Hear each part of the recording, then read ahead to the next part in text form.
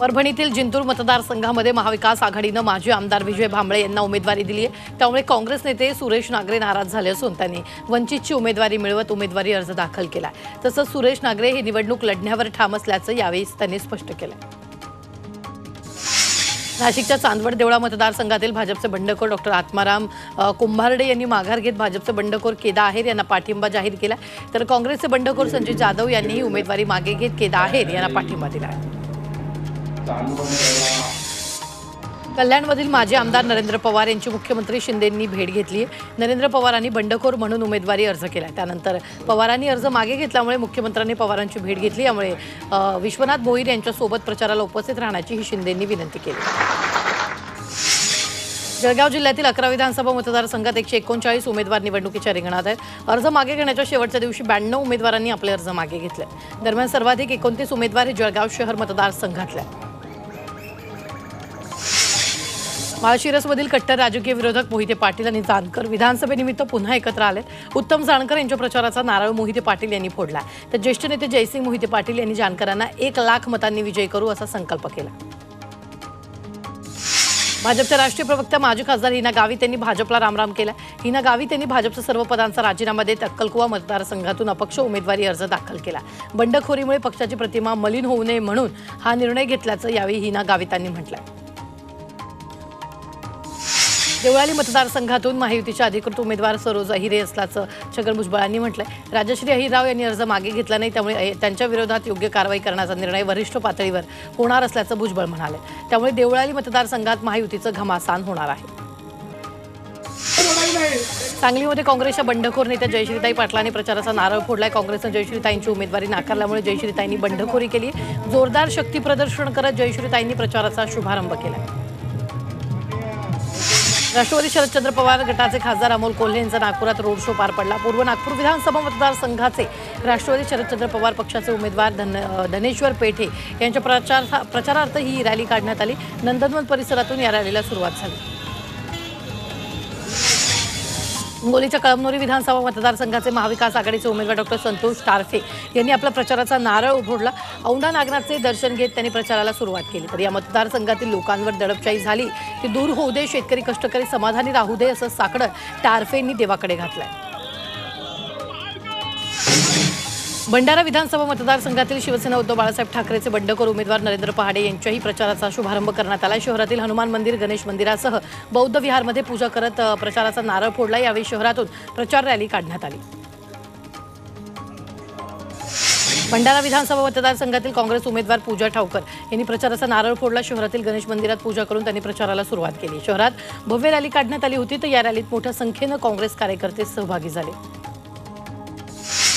दापोली गुहागर मतदारसंघात राज ठाकरे सभा घेणार आहेत। मनसेचे संतोष अबगुल आणि प्रमोद गांधी यांच्या प्रचारासाठी राज ठाकरे दापोलीत येणार आहेत। येत्या 8 नोव्हेंबरला मनसेच्या उमेदवारांसाठी भव्य सभेचं आयोजन करण्यात आलं। चंद्रपूरच्या वरोरा मतदारसंघात भाजप उमेदवार करण देवतळे यांच्या प्रचाराचा शुभारंभ झाला। वरोजा येथील गणेश मंदिरात त्यांनी कार्यकर्त्यांचा प्रचाराचा नारळ फोडला। सरकारनं केलेल्या विकास कामांवर आपण निवडणूक लढवणार असल्याचं देवतळेंनी स्पष्ट केलं। अकोल्यातील महायुतीच्या 5ही उमेदवारांच्या प्रचारासाठी पंतप्रधान नरेंद्र मोदी 9 नोव्हेंबरला येणार आहेत। मोदींच्या जाहीर सभेसाठी डॉक्टर पंजाबराव देशमुख कृषी विद्यापीठाच्या प्रांगणात जय्यत तयारी करण्यात येते। या ठिकाणी 3 डोम आणि 2 सभामंडपाची उभारणी करण्यात येणार आहे।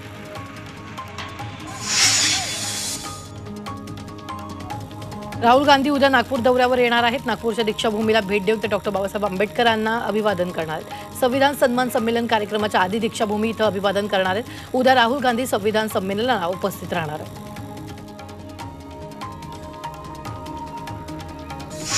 उत्तर प्रदेशचे मुख्यमंत्री योगी आदित्यनाथ उद्या वाशिम दौऱ्यावर आहेत। दुपारी 12 वाजता त्यांची वाशिममध्ये सभा होणार आहे आणि त्या अनुषंगानं भाजप कार्यकर्त्यांनी सभेच्या मैदानाची तयारी सुरू केली आहे। यावेळी त्यांचं जेसीबीनं स्वागत करण्यात येईल।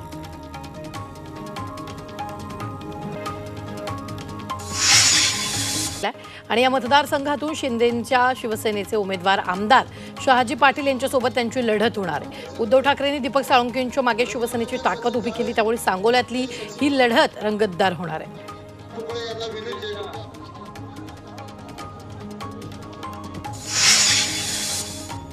जळगाव शहर मतदारसंघात महायुती आणि महाविकास आघाडीमध्ये बंडखोरी कायम आहे। महायुतीमध्ये भाजपचे बंडखोर उमेदवार अश्विन सोनवणे यांनी बंडखोरी कायम केली, तर महाविकास आघाडीतील शिवसेना उद्धव बाळासाहेब ठाकरेचे उमेदवार कुलभूषण पाटील यांनीही अर्ज मागे घेतला नाही। त्यामुळे महायुतीचे उमेदवार सुरेश भोळे, महाविकास आघाडीच्या उमेदवार जयश्री महाजन यांची डोकेदुखी वाढली आहे। जळगावच्या पारोळा एरंडोल मतदारसंघात महायुतीसह महाविकास आघाडीतील अधिकृत उमेदवारांसमोर बंडखोरांनी टेन्शन वाढवलं। भाजपचे बंडखोर एटी नाना पाटील यांनी बंड करत अपक्ष अर्ज भरला। आपलाच विजय होणार असून लोकशाहीत सर्वांना निवडणूक लढवण्याचा अधिकार आहे, अशी प्रतिक्रिया नाना पाटील यांनी दिली आहे। एकीकडे माहीम मतदारसंघात कुणाला पाठिंबा द्यायचा यावरून भाजपनं सावध पवित्रा घेतलाय, तर दुसरीकडे भाजपच्याच नारायण राणेंनी मात्र माहीमच्या जागेवर मोठं विधान केलंय। सदा सरवणकर माहीमचे महायुतीचे उमेदवार आहेत, त्यामुळे पाठिंबा त्यांनाच देणार असं नारायण राणे म्हणाले। शिवसेना उद्धव ठाकरेंची प्रॉपर्टी आहे, शिवसेना कुणाचीही राज्याला माहिती आहे, राज ठाकरेंनी सांगण्याची गरज नाही असं संजय राऊतांनी म्हटलंय। बाळासाहेब राज ठाकरेंना माफ करणार नाहीत असं म्हणत संजय राऊतांनी राज ठाकरेंना प्रत्युत्तर दिलंय। नवी मुंबईतील घणसोलीत क्रीडा संकुलासाठी राखीव असलेली जागा खासगी बिल्डरला देण्याचा निर्णय रद्द केला। सिडकोचा हा निर्णय सर्वोच्च न्यायालयाकडून रद्द करण्यात आला। भारताचे मुख्य न्यायाधीश आणि न्यायमूर्ती यांच्या खंडपीठाने हिरव्या जागा राखून ठेवण्यावर भर दिला। हिंगोली जिल्ह्यात सततच्या ढगाळ वातावरणामुळे तूर पीक अडचणीत सापडले। तर आळ्यांचा प्रादुर्भाव होऊ लागला, शिवाय फूल गळतीही मोठ्या प्रमाणात होते। या स्थितीमुळे तुरीच्या उतारावर मोठा परिणाम होणार असल्यानं शेतकरी चिंतेत सापडले। त्यामुळे शेतकऱ्याची तूर पिकावर फवारणी करून हातातोंडाशी आलेलं पीक वाचवण्यासाठी धडपड सुरू आहे। कांदा उत्पादनाच्या बाबतीत महाराष्ट्र अग्रस्थानी। महाराष्ट्रात अंदाजे 1 लाख हेक्टरवर कांद्याची लागवड केली जाते।